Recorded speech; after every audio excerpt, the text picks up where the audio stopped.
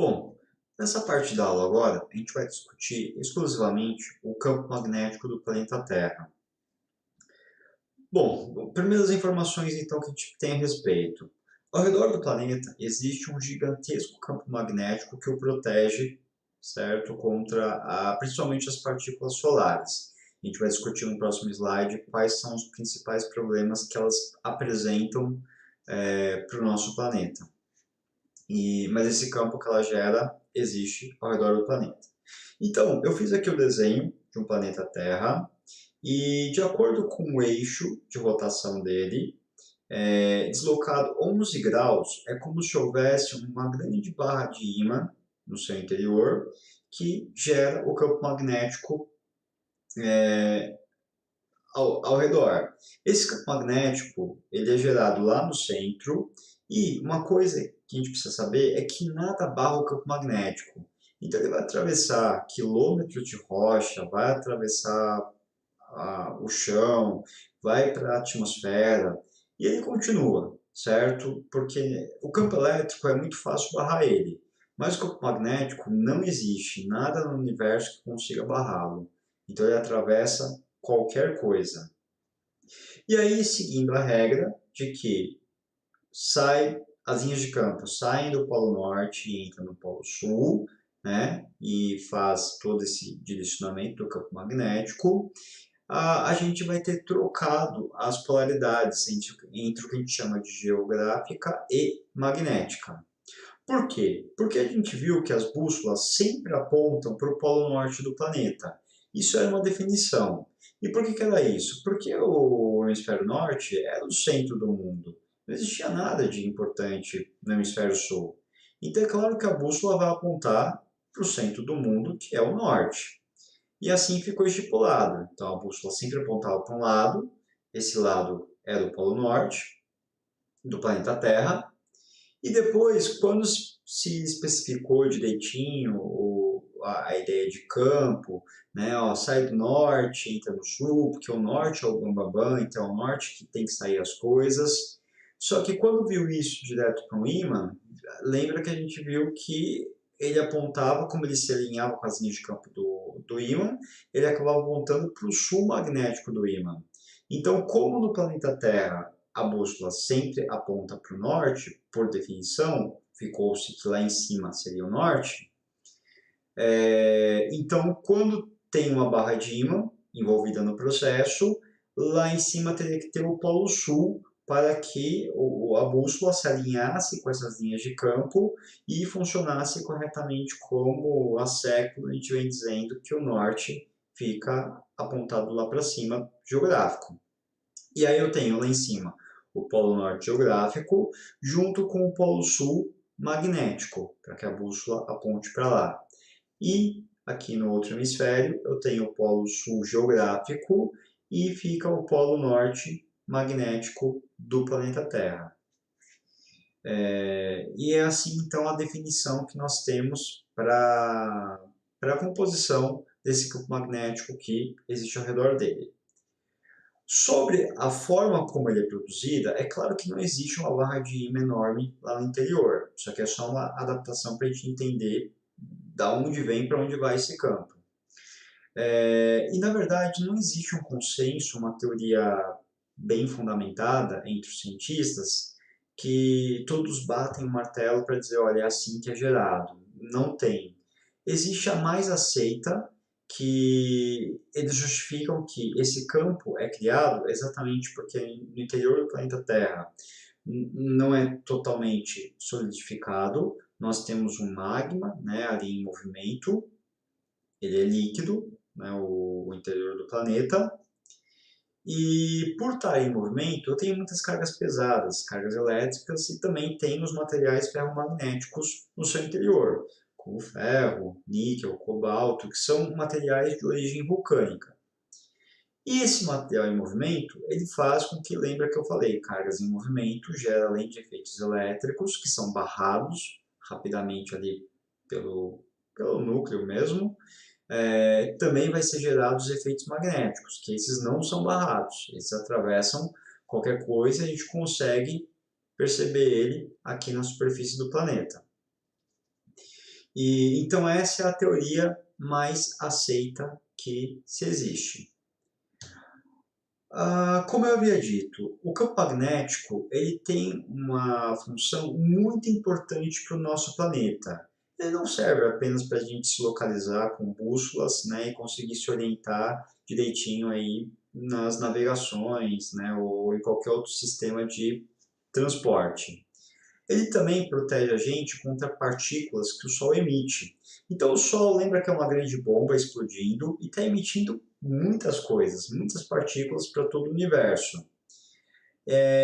Como a gente tem esse campo magnético, essas partículas que vêm do Sol, que são carregadas, simplesmente elas não conseguem penetrar no planeta. Elas são desviadas, né, por conta do nosso campo magnético. Então ele é uma proteção, ele é uma blindagem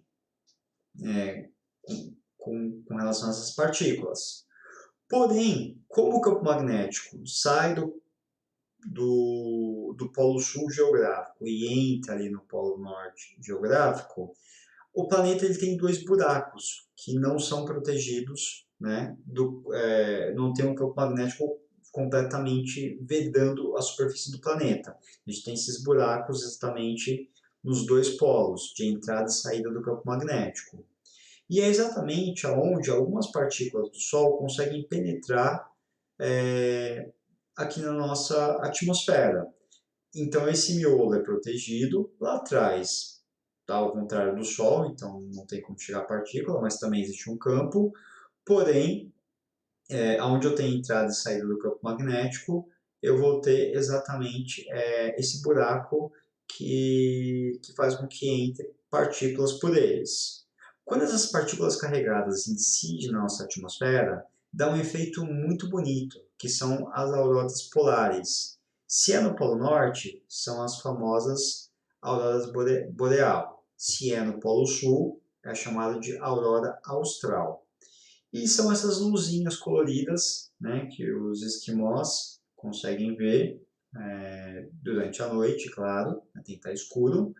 E claro que isso é extremamente radioativo, nocivo, né, ao ser humano ou qualquer outro animal, porque são partículas muito energéticas emitidas pelo Sol. E aí, se você ficar exposto a isso durante muito tempo, você vai ter alguns problemas, né, de pele, de câncer, por conta da incidência dessas partículas no corpo humano. Então, por isso que o campo magnético ele é muito importante. Ele protege a gente dessas partículas.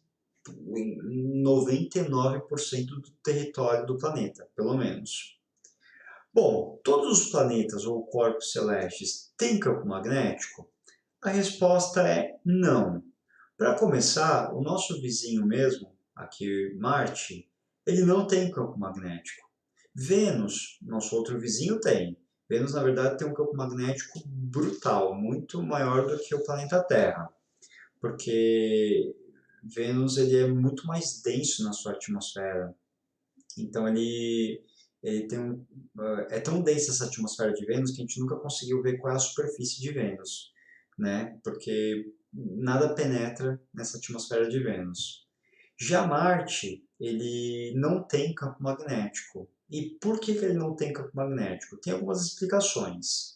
Uma delas foi a seguinte: a Terra, no seu processo de evolução, ela gerou diversos vulcões, né, ao redor da superfície para manter ativo esse núcleo em movimento. E são vulcões, comparado com outros em outros planetas, até que modestos. Então isso fez com que a atividade vulcânica se perpetuasse aí ao longo de milhares e milhares de anos de existência do planeta.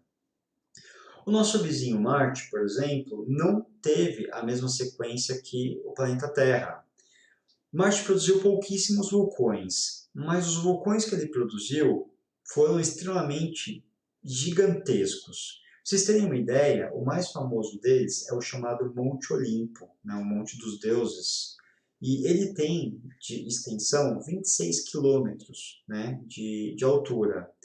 Um comparativo, o ponto mais alto da Terra que é o Monte Everest, tem mais ou menos 8,5, sei lá, em média 8,5 quilômetros de extensão. O Monte Olimpo, como eu disse para vocês, tem 26 quilômetros de extensão. Isso é quase 3 vezes o tamanho do ponto mais alto que nós temos aqui na Terra. Então Marte produziu poucos vulcões, mas Marte produziu vulcões gigantescos. E isso fez com que a atividade vulcânica no planeta não tivesse continuidade. Então Marte não tem magma. Marte praticamente se solidificou de ponta a ponta, certo? Ele não conseguiu manter esse mecanismo de erupções e manter ativo o magma no seu interior. Nessa foto aqui a gente pode comparar não só a altura do Monte Olimpo, como também toda a sua extensão. Então, a gente pode ver ó, que ele é enorme também de largura, né? Comparado com o tamanho do nosso Monte Everest. Então, Monte Olimpo é realmente algo dos deuses. E, por exemplo, a Lua também é outro. A Lua, no caso, não teve erupções vulcânicas, mas na verdade é um corpo muito pequeno. Então ela também não conseguiu manter o seu campo magnético. E, como consequência, esses planetas que não conseguem manter o campo magnético, eles também não conseguem manter a sua atmosfera, que são os gases que vão ficar, né, em volta da sua superfície. Lembra que o Sol está explodindo, vou voltar esse slide, está emitindo muitas partículas, né, nos planetas, e essas partículas é conhecida também como vento solar. E isso acaba varrendo coisas que tem no planeta. Como a gente tem essa proteção, esses ventos solares não nos atingem diretamente. Mas planetas ou a Lua que não tem essa proteção, simplesmente toda a atmosfera, esses gases que ela tinha ao redor, foi varrido pelos ventos solares. Então Marte perdeu a sua atmosfera por conta de não ter campo magnético. Cerca dos gases que possuem ali na atmosfera de Marte é 1% da quantidade de gases que o planeta Terra, por exemplo, tem.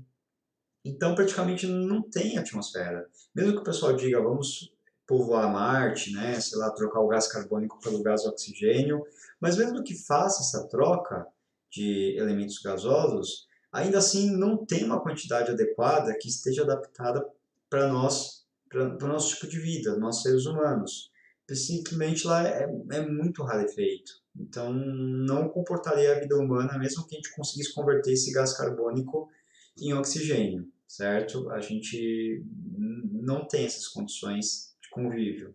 Precisamos de uma atmosfera mais densa. Marte, por exemplo, como eu disse, não tem. Aqui uma foto de Marte, né, para ver que praticamente você já viu a superfície, já viu o território dele, não tem nada de camada, não chove, né, não tem nuvens, né, porque precisa de atmosfera para compor tudo isso. Então Marte não tem essa estrutura. E com relação à Terra, né? A gente tem o nosso campo, então estamos aqui protegidos, e diante dessa importância que o campo magnético possui, os cientistas vêm ano a ano monitorando, né, o valor desse campo magnético, tentando entender melhor como que ele funciona nas estruturas físicas. E eles perceberam com essas medições que, com o passar dos anos, o nosso campo magnético ele vem enfraquecendo, ele vem diminuindo, né, e numa escala exponencial. Então, o histórico, a primeira vez que se fez a medida do campo magnético, lá em 1835, ele tinha, naquela época, 8,6 Gauss, né, de medição de campo magnético no nosso planeta. Praticamente 100 anos depois, em 1935, ele diminuiu quase nada. Ele diminuiu praticamente 0,6, continuou com 8 Gauss, né, ao longo de 100 anos nesse intervalo de medição. 30 anos depois dessa medição, né, em 1996, ele praticamente caiu pela metade. Ele ficou apenas com 4 Gauss, né, de magnitude de campo magnético. Em 2011, que é o último dado que eu tenho de medição de campo magnético, novamente esse valor caiu pela metade. Então ele estava já com menos de 2 Gauss e a cada ano esse campo vem enfraquecendo cada vez mais. Bom, os cientistas ficaram extremamente apavorados com isso, porque lembra, o campo magnético é a proteção da vida no planeta Terra, seja porque ele nos protege da radiação solar e seja também porque ele mantém a nossa atmosfera presente no planeta. Perder o campo magnético significa nos colocar em risco essas partículas e, com o tempo, perder os gases que aqui existem.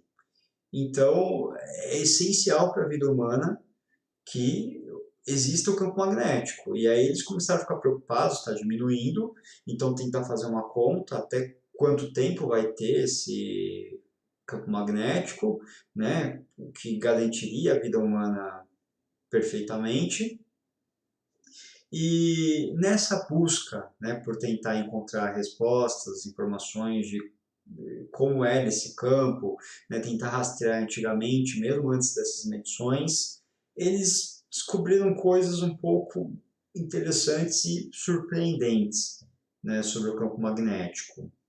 Que, na verdade, o campo magnético, com o passar do tempo, era comum ele se enfraquecer e, de repente, do nada, ele se fortalecia de novo e aí, do nada, ele começava a enfraquecer e vinha como ciclos, né? Então, fortalece, enfraquece e tinha um período para que isso acontecesse. E cada vez que ele fosse enfraquecendo e aumentando, simplesmente ocorria uma inversão dos polos. E como que eles descobriram isso, né? Como que eles rastrearam essas informações todas? Bom, através de rochas vulcânicas. Lembra que esse material que os vulcões expeliam é o magma, é um material ferromagnético, na sua grande composição, e é um material líquido. E esse material líquido, conforme ele vinha e se expunha aqui na superfície do planeta Terra, ele ficava em contato com o campo magnético que aqui existia. E aí, de acordo com os íons dessa lava, ela se alinhava para uma direção. Então eles pegaram a pedra, a rocha, e aí viram que numa camada havia partículas alinhadas para um lado do planeta. E aí depois, menos partículas estavam alinhadas e enfraquecendo, e aí de repente do nada as partículas começavam a se alinhar do outro lado, certo? Com o histórico da rocha.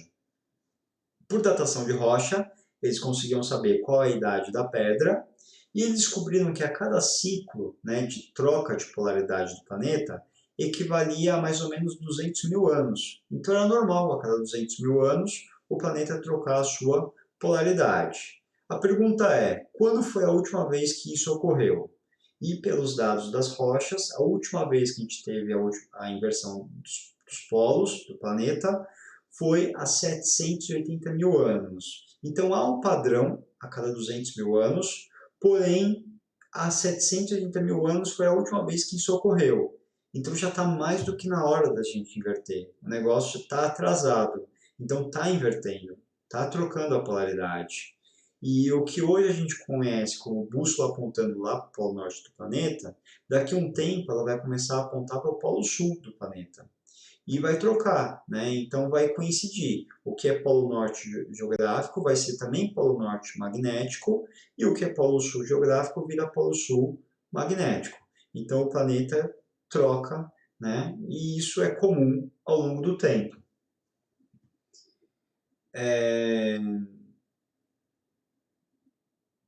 Bom, se eu pegar a última vez que o planeta Terra trocou de polaridade, como eu disse, há 780 mil anos, isso coincide muito com a linha evolutiva da humanidade.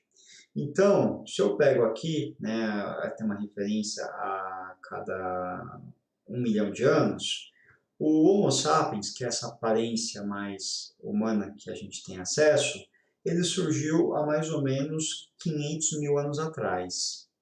Porém, o primeiro hominida, né, esse Homo erectus, que ficou realmente de pé, ele surgiu há mais ou menos 750 mil anos atrás. o que bate com o último período em que o planeta ficou exposto à radiação solar.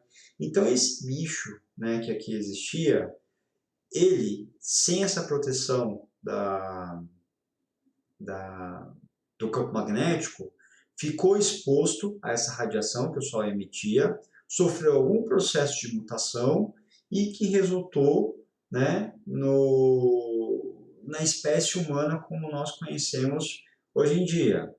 Então, bate, né? Tipo, sei lá, pode ser só coincidência ou pode ser muito significativo exatamente essa linha cronológica entre esse evento do planeta com o evento de mutação de espécies. Então, possivelmente, a gente vai ficar exposto de novo a essa radiação. Pode ser que a gente evolua para alguma outra coisa? Pode ser que sim. Mas a verdade é que a espécie humana ela já está num grau de evolução que está muito frágil, está muito sensível. E qualquer radiação que a gente sofre, né, ou incide na gente, a gente não vê, tipo, grande mutação. Tipo, história de Homem-Aranha, né, tipo, essas coisas, ou Hulk, né, que realmente sofreu uma radiação e de repente ficou com superpoderes, isso não é o comum da gente ver. O comum é a célula se degenerar, né, diante dessa exposição. E é mais comum a gente desenvolver câncer do que grandes habilidades. Então, sei lá o que vai acontecer daqui para frente. Outra coisa importante também, o famoso Triângulo das Bermudas.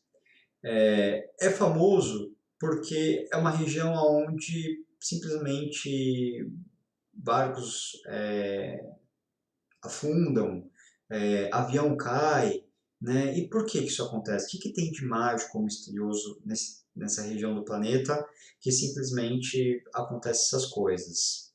Lá é um ponto em que simplesmente o campo magnético do planeta já não está mais bonitinho. Então lembra como aqui tem uma foto, né? O que deveria ser. Então, eu tenho aqui o campo saindo desse polo, indo para esse outro, que deveria formar uma estrutura completamente organizada, mas durante o processo de inversão das polaridades, não é assim que você vai, num dia tá, né, a bússola apontando lá para o Polo Norte, aí você vai acordar no outro, de repente a bússola já aponta para o Polo Sul e está tudo bonitinho, intacto. Não. Durante o período de troca, a coisa fica confusa. Então, o planeta Terra vai ficar completamente assim, tudo misturado, certo? Sai do centro e de repente entra numa região meio intermediária do planeta e fica tudo embolado enquanto estiver trocando. E depois que trocou, aí de novo vai fortalecendo, vai organizando, vai ficando bonitinho como esse, só que ao contrário, né? Mas nesse processo o negócio fica todo esquisito e desorganizado. Então o Triângulo da Bermuda já é uma região onde está ocorrendo isso. Eu não tenho um campo bonitinho passando reto ali. Eu já tenho um ponto onde campo entra e campo sai daquele meio do planeta.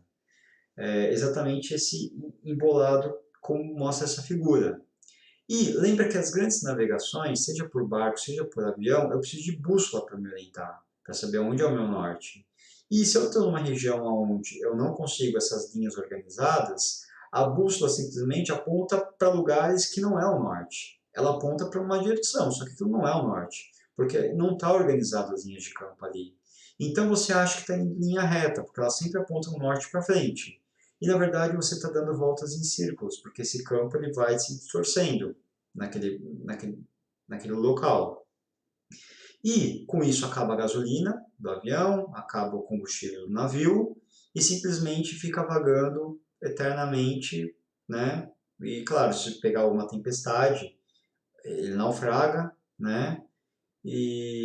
Mas é isso, né, que acontece nessa região. Por isso que ela é perigosa, porque você não consegue se orientar por mecanismos de navegação. Simplesmente ali é um ponto onde você tem já rupturas nesse processo, tá? Indicando fortemente a inversão do campo magnético, já uma tendência à desorganização, né, no alinhamento desses campos.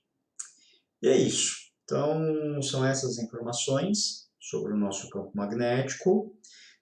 Não precisa se preocupar, na verdade, essa inversão do campo, embora ela esteja ocorrendo rápida, eu acredito que se a gente chegar a ver, vai ser muito no final da vida de vocês, indo lá pelos seus 70, 80 anos, para vocês começarem a observar esses fenômenos.